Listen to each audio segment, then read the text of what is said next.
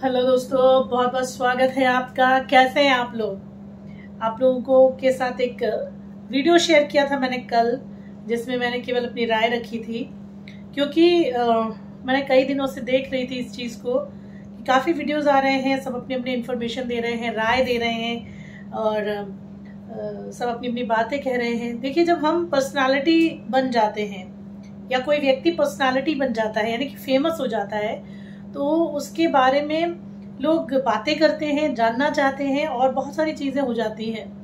तो अगर हम बात करें द रॉट चैनल के बारे में, उसके ओनर्स के बारे में या फिर स्नैपी गर्ल्स के बारे में, तो ऑब्वियसली एक बड़ा चेहरा है, जाना माना चेहरा है, तो लोग जानना ही चाहेंगे कि आखिर उनके साथ ऐसा क्या हुआ और क्यों हुआ।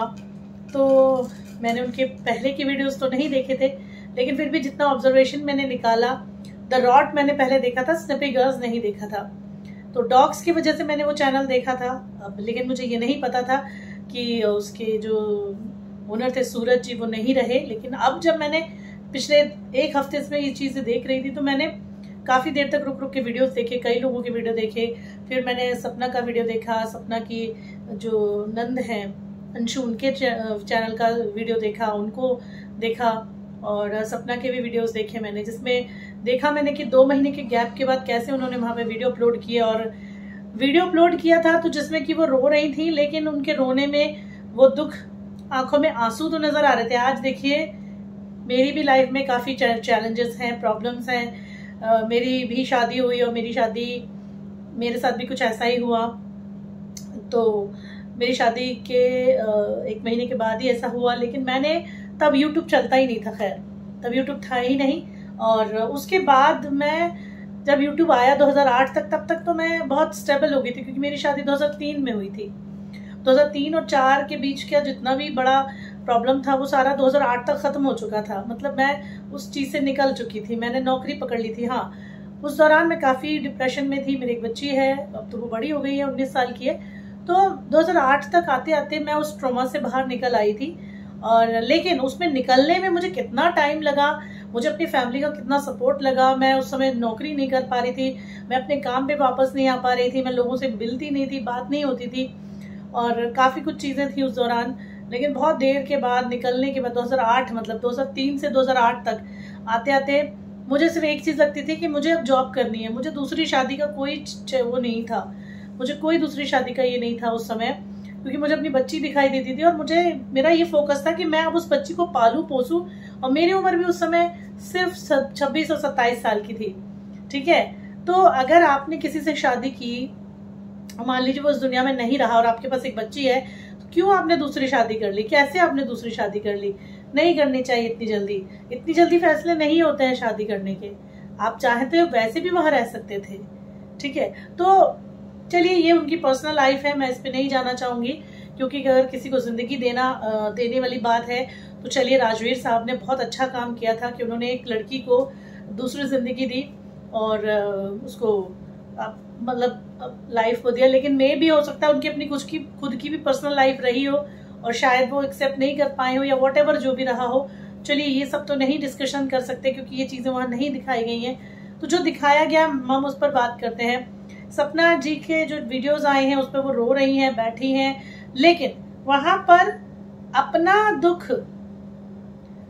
प्रॉपर तरीके से दिखाने की बजाय सिर्फ इतना ये बात की जा रही है कि मैं कैसे सामने आ सकती थी, मैं दुखी थी, ये था वो था, और थंबनेल लगा हुआ है। और उससे भी ज्यादा लोगों को कोसा जा रहा है, उन लोगों को कोसा जा रहा है जो उनकी बातें कर रहे हैं, जो उनके बारे में रिसर्च कर रहे हैं, जो उनके बारे में बातें कर रहे हैं, सोच रहे हैं, देख रहे हैं। देखिए, किसी के बारे में बात करने का मतलब ये नहीं होता है कि हम उसे ट्रोल कर रहे हैं, या हमारे दिल में उसके लिए फीलिंग नहीं है, या हम उसके दुख दर्द को नहीं समझ रहे हैं, है ना। सबसे मेन मुद्दा यहाँ पर यही आ रहा है कि अगर एक्सीडेंट रोड पर हुआ था, तो वाकई में जिस कार वाले ने एक्सीडेंट किया था, उसके खिलाफ कोई भी एक्शन क्यों नहीं लिया गया? रोड रेस के जितने भी केसेस आते हैं, उसमें FIR होनी चाहिए, और होती भी है, मोस्टली लोग करते हैं, क्योंकि सभी जानना चाहते हैं कि आखिर ऐसे कैसे कोई सड़क से उड़ा के चला जाएगा किसी को। आपने नहीं किया तो आप सवालों के घेर में तो आएंगे ही आएंगे। फिर आपने जब बात की तो आपने भी चैनल की बात की, आपने भी अपने आप को बता दिया कि मैं तो बहुत दुखी थी और दुखी की वजह से मैं क्या बोलती, मैं संभलने का मौका तो दीजिए, और ये वो पता नहीं क्या क्या। उसके बाद आपके और वीडियोस आते हैं, उसमें भी आप जनता को कोसती नजर आती हो, जिसमें कि आपने लोगों को ही कोस दिया कि आपको ज्यादा गम है, आपको ज्यादा दुख है, ये और वो। आपने वहां भी जनता को कोसा, तो कहीं ना कहीं यहाँ भी आप नेगेटिव पॉइंट्स लेके चली गई। कन्विंस करना चाहिए आपको। आज मैं अगर कोई बात यहाँ पर कह रही हूँ या कुछ बात बोल रही हूँ, तो मैं इतने नपे तुले इतने अच्छे तरीके से मैं बोलना चाहूंगी कि मेरी बात जो भी सुने मेरी बात, वो एग्री करे, हाँ बोले। कन्विंस पावर होना चाहिए आपको लोगों को मतलब लोगों से हाँ करवाना है कि हाँ भाई आप बिल्कुल ठीक बोल रहे हैं। तो एक पर्सनालिटी होने के नाते आपका ये फर्ज बनता है, अगर आप ये कहते हैं कि राजवीर जी अब नहीं रहे इस दुनिया में, तो आपको अपना प्रेजेंटेशन कुछ इस तरह से सामने लाना है लोगों को कि कोई आप पर उंगली नहीं उठाता। जो लोग वीडियोस बना रहे हैं, जो चैनल क्रिएट कर रहे हैं, जो आपके नाम का यूज कर रहे हैं, तो ये तो होगा ही।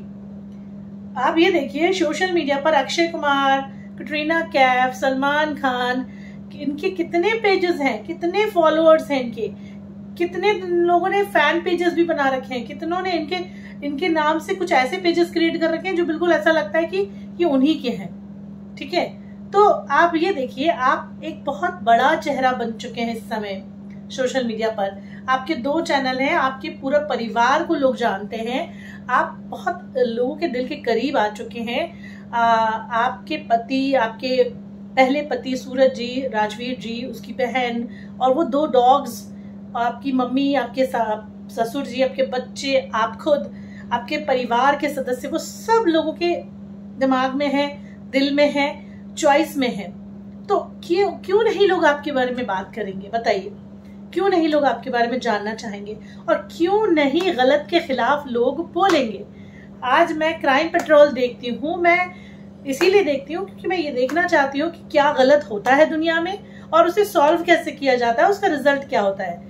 मजे के लिए नहीं देखते हम इसलिए देखते हैं कि हमें अगर कोई केस हुआ था तो उस केस के बाद पुलिस ने क्या किया, सोशल जो एक होता है ना, सोशल एक एनवायरनमेंट है, उस एनवायरनमेंट के आधार पर हम दुनिया को देखते हैं कि वहां पर क्या हो रहा है, और वो हमारा देखना बनता भी है। और सोशल कॉजेस के लिए ये सब होना जरूरी है कि अगर कोई गुनाह हो रहा है तो उस गुनाह की सजा भी दी जाए, सजा तय की जाए उसकी, और इंसाफ दिया जाए। तो FIR होनी चाहिए, बहुत सारी चीजें होनी चाहिए। इसमें पर्सनल कुछ नहीं होता है। आपकी लाइफ पर्सनल तब तक ही है जब तक कि आप सामने नहीं आ रहे हैं। अगर आप खुद खुलकर सामने आ रहे हैं, अपनी छोटी से छोटी इंफॉर्मेशन लोगों के साथ शेयर कर रहे हैं, तो लोग तो आपके बारे में जानना ही चाहेंगे। फिर बात करते हैं आपके फादर के बारे में। आपके पिताजी ने भी एक वीडियो शेयर किया, आप लोगों ने करवाया, उसमें भी बेटे की मौत के गम से ज्यादा बात हो रही है लोगों के द्वारा बनाए गए चैनल्स की। उन्हें कोसा है, उन्हें तंज मारा है। तंज का मतलब होता है मतलब कि हाँ ठीक है, जाओ जो करना है कर लो, तुम थोड़ी मानोगे, इस तरह की बातें। मतलब एक तरह से मैं तंज कस रही हूँ किसी के ऊपर, ताने दे रही हूँ, मतलब है ना, आप ताना मार रहे हैं लोगों को कि आप लोग साथ नहीं दे रहे हैं, सपोर्ट नहीं कर रहे। और क्या सपोर्ट चाहिए आपको?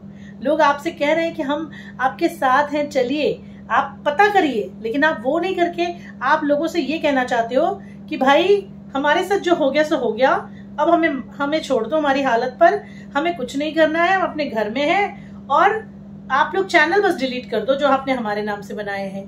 लेकिन हम उस व्यक्ति के बारे में FIR नहीं करेंगे, हम उस व्यक्ति के बारे में पता नहीं करेंगे जिसने हमारे बेटे को गाड़ी से उड़ा दिया।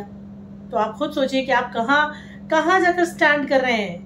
आपका जो दुख है, जो आपके आंसू है ना, वो साफ बता रहे हैं ये सिर्फ और सिर्फ YouTube पर व्यूज और सब्सक्राइबर्स और अपने चैनल को एक बार फिर रीबूस्ट करने का एक जरिया है। आपने अफवाह फैलाई है। मैंने कई ऐसे वीडियो देखे जिस पर लिखा हुआ है कि पंडित के कहने पर अफवाह फैलाई है ना, राजवीर जी जिंदा हैं, कहीं ये कहा जा रहा है कि राजवीर जी को कुछ हुआ नहीं है, उन्हें छुपा दिया गया है, कहीं कुछ बात, कहीं कुछ बात, कहीं कुछ बात। अब इसमें कितनी सच्चाई है, देखिए ये तो आपको खुद सामने आकर बतानी चाहिए आपने क्यों इस तरह का किया है। लेकिन आपके आंसुओं को फिलहाल अब कोई सच्चा नहीं मान रहा है। सबको यही लग रहा है कि आपके जो आंसू हैं वो सिर्फ और सिर्फ स्क्रिप्टेड हैं। मैं इसको स्क्रिप्टेड इसलिए कहूंगी क्योंकि यूट्यूब पर आज की डेट में आप चाहे न्यूज उठा के देख लीजिए, चाहे कॉमेडी उठा के देख लीजिए, चाहे सीरियल्स उठा के देख लीजिए, सिनेमा, पर्दा, जितनी भी चीजें होती हैं वो सब स्क्रिप्टेड होती है। कहानी बनाई जाती है, एक कहानी बनाई जाती है कि मेरा बेटा शादी में गया था, एक कहानी बनाई जाती है कि उसे चाट खाने का मन किया, एक कहानी बनाई जाती है कि वो चाट खाने जा रहा था, अचानक एक गाड़ी आई उसे उड़ा के चली गई। ठीक है, उसके बाद ना कोई फ्यूनरल, ना कोई तस्वीर, ना कुछ, ना एक्सीडेंट की कोई इमेज, ना कुछ।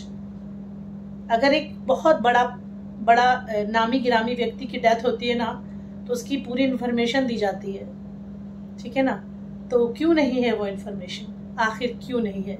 इस क्यों का जवाब कब तक मिलेगा हम बस इसकी उम्मीद में हैं। और दुख अगर ये सच में हुआ है तो रियली हम दिल से दुखी हैं। और बस इतना ही चाहेंगे कि आप जो लोग दुखी हैं उनके दिल को थोड़ा सा संतुष्टि करवा दीजिए और प्रॉपर तरीके से उन चीज़ों को शो कर दीजिए जिससे लोगों को थोड़ा तसल्ली मिले। धन्यवाद। ओम शांति। नमस्कार।